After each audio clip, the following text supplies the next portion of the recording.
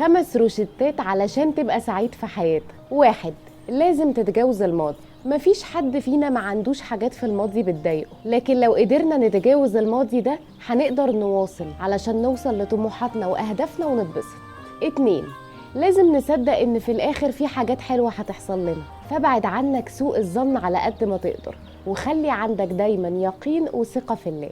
3. ما تهتمش برأي الناس اللي عايزة تحبطك، ركز على أهدافك وطموحاتك وشجع نفسك أنت بنفسك، ما تستناش تشجيع من حد، انت كفاية. 4. النجاح لا يؤمن بقاعدة الاعتراف الجماعي، يعني مش لازم كل اللي حواليك يبقوا شايفينك ناجح، اصلا كل واحد مقاييسه عن النجاح مختلفة، ونظرته للشخص الناجح بتبقى على حسب نظرته هو، وانت بس اللي عارف انت عايز ايه وايه اللي هيبسطك، فإيمانك بنفسك هو المهم.